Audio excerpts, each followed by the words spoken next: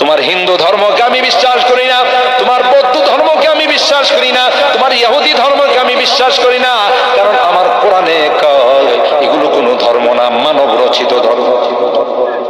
ঠিক কিনা বলেন? এ ভাই, আল্লাহ পাক তোমাকে জিজ্ঞাসা করবে, তুমি যদি কথা বলো আমার বাবা হিন্দু ছিল আমিও হিন্দু, আমার দাদা হিন্দু ছিল আমিও হিন্দু, আমার পরদাদা হিন্দু ছিল, বৌদ্ধ ছিল, খ্রিস্টান ছিল, আমিও তাই হয়ে গেলাম। আল্লাহ বলেন না না, তোমার মেমোরি দিয়েছিলাম, তোমার ভালো মন্দ যাচাই করার শক্তি দিয়েছিলাম। ঠিক কিনা বলেন?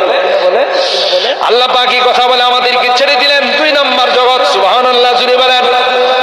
কষ্ট বেশি হইতেছে আপনাদের? 10:30 ইনশাআল্লাহ চলবে তো ইনশাআল্লাহ? আল্লাহ কবুল করেন, আমিন বলেন। আমার ভাইরা, আল্লাহ পাক 2 নম্বর জগৎ আলামুল আরহাম, মার পেটের জগতে পাঠাইছেন কে? আর একটু জোরে বলতে হবে কে?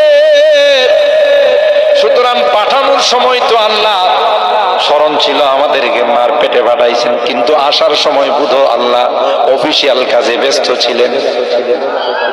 তাইলে সিজার লাগে কেন? এই তো পেছে পড়ছে।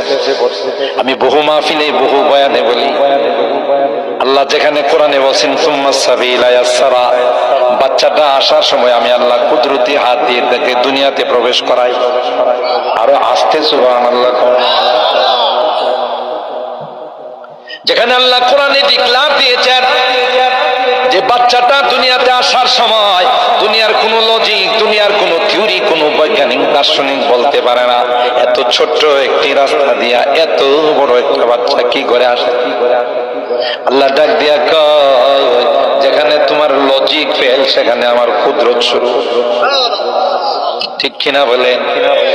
বলুন তো দিকে, একটা মাকড়সা পৃথিবীর কোথাও না খায় মারা গেছে কোন ইলেকট্রনিক মিডিয়ায় অথবা কোন প্রিন্টিং মিডিয়ায়, কোন খবরের কাগজে কোনদিন পাইছে যে ব্রাহ্মণবাড়িয়ার খোলাপাড়া এলাকার বেশ কিছু মাকড় না খায় মারা গেছে, তাদের সলিল সমাধি হয়েছে?